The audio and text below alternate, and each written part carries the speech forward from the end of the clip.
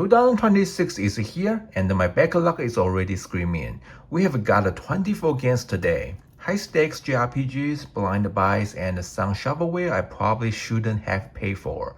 Let's get straight into the most controversial remake of the decade. Let's kick things off with the big one, Persona 3 Reload. Is it really reloaded when the female protagonist from Portable is missing? Then there is the Episode Ages DLC. I already bought it, but let's be real, charging extra for the true ending is the definition of greedy. That said, if you missed this PS2 classic back in the day, this is the definitive way to experience it. This one flew under a lot of radars. Dolphin Split Ocean Mission is an educational adventure.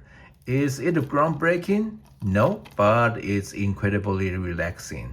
If you are tired of combat-heavy games and just want something slow and clean, this is a solid pickup.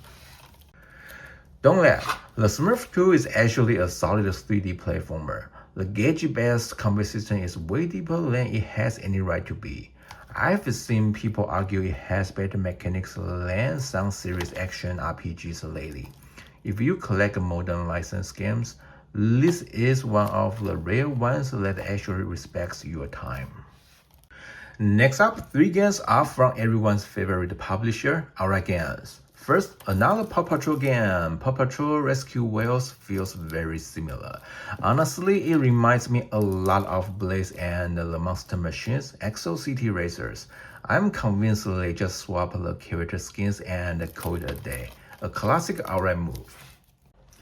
Then we have Dora Rainforest Rescue.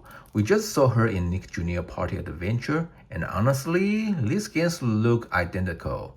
Same engine, the same gameplay loops, what can I say? Aura did again, and not necessarily in a good way.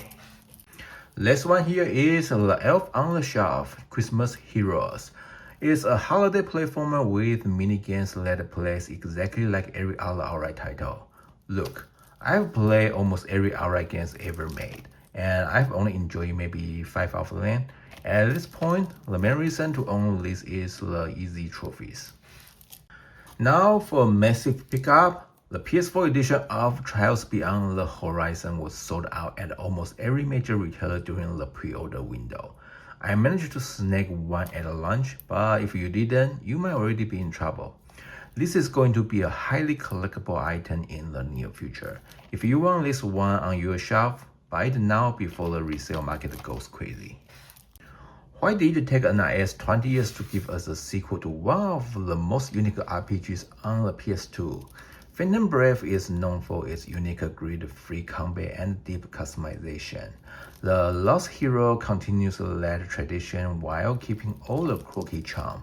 Definitely not mainstream, but if you like tactical games with personality, this is a great pickup. Is this the weirdest spin-off in the franchise? Probably. Neptunia Riders vs Dogus is a high-speed motorcycle combat game with loose physics and a ton of fan service. I actually finished the PS5 version last year. It's dumb fun and a very easy play now. I would only recommend it if you are a Neptunia fan. Moving on to PS5, and this was a total blind purchase, The Thing Remastered. It brings back the cult classic survival horror game inspired by the 1982 movie. Atmosphere is still the main attraction here, along with the famous trust sphere system, where your own teammates can panic, lose faith, or even turn on you. That mechanic alone makes this way more interesting than a standard horror remake. Is 40 sports game in one the ultimate party game or just a collection of shovelware? First of all, you won't find this in most stores because for some reason it's an Amazon exclusive. It does offer local co-op, but let's be real. Quality is hit or miss depending on which minigame you boot up. This series has always been quantity first, quality second. My first impression of Sugar 2 Island was another Harvest Moon clone. However, after a close look, I've got a better feeling. The shop management focus reminds me a lot of Hometown Story, one of the biggest flops on the 3DS. This feels like the kind of game you either sink 50 hours into or drop after 20 minutes out of pure frustration. The latest installment in the Atelier series, Atelier Resolariana. There's a lot of confusion around this one because it shares a universe with the mobile version. Let's clear the air. They are totally different games. You don't need to touch the mobile version to understand the console story, which is honestly a huge relief. Toa and the Guardians of the Sacred Tree stands out with its beautiful moving painting art style. I actually hesitated on this one because it's a roguelike, and the difficulty curve looks brutal. Every run through the Sacred Tree is randomized, so if you are not a fan of trial and error gameplay, the art alone might not be enough to carry it for you. I grabbed the Fairy Fencer F Refrain Core Limited Edition from the EFI store. I already imported the PS4 version from Taiwan last year, but I'm double dipping for PS5. Funny enough, this limited edition ended up being the cheapest option I could find. It's a tactical RPG with a heavy emphasis on music, exactly the kind of niche title I like adding to my collection. Sankota is a point-and-click horror game set in Croatia. This one is all about atmosphere and slow burn storytelling, not action. It's definitely not for everyone, but if you enjoy narrative-driven mystery with a darker tone, this is worth a look. Another horror entry, Dollhouse Behind the Broken Mirror is a first-person cinematic horror where you explore the fractured mind of a broken actress. It blends surreal noir visuals with puzzles and survival horror elements, not mainstream horror, and that's exactly why I find it so interesting. From 2.5D to full 3D, the classic adventure is back. Siberia Remakes is a grown-up 3D rebuild of the first game. There is a big debate among adventure fans. Does moving away from the classic point-and-click gameplay ruin the soul of Siberia? I'm excited to return to Cat Walker, but this is definitely going to feel very different. Golden Tee Arcade Classics brings together 6 legendary Golden Tee titles, plus 2 bonus arcade classics. Perfect couch game, especially if you grew up around arcades. Wrapping up the PS5 stack with Rudolph, the Red-Nosed Reindeer. It's a cute 3D platformer based on the 1964 classic movie. I will be honest, I've never actually seen the movie.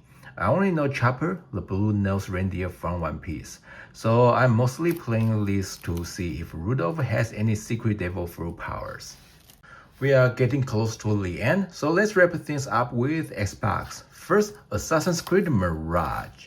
I already own the deluxe edition on PS4, but I had to grab this Xbox Series X launch edition. Look, Ubisoft is in a rough spot in 2026. Cancelled projects, stock trouble, and a lot of questionable decisions. I don't agree with everything they have done lately, but I've built too many great memories with their franchises. So yeah, this feels like a necessary support purchase for the shelf. Here is a bit of a collector's secret. DC's Justice League Cosmic Chaos. I believe this game has been delisted now due to licensing issues, which is exactly why I bought this Xbox copy to keep sealed. If I actually want to play it, I will just borrow it from the local library. I played on this on PS4 last year, and it's surprisingly deep and challenging than you would expect from an outright title. My Sims Cozy Bundle includes both the My Sims and the Kingdom. I own complete collections of the Sims 2 and 3 on PC, but somehow I've never touched My Sims. From what I understand, this series focuses more on town building, furniture crafting, and quirky character relationships. This will be my first time experiencing the chibi side of the franchise, and I'm actually looking forward to it. Last but not least, my time at Sandrock Collector's Edition. I've been hunting for a standard copy for ages, but they are surprisingly hard to find, especially on PS5. I also missed the Collector's Edition when it sold out last year, but I finally caught this Xbox version on sale and pulled the trigger. I love my time at Porsche, and everyone says Sandrock has better pacing, deeper systems, and way more personalities. This one feels worth the wait. That is 24 games added to the backlog and a significantly lighter wallet to start 2026.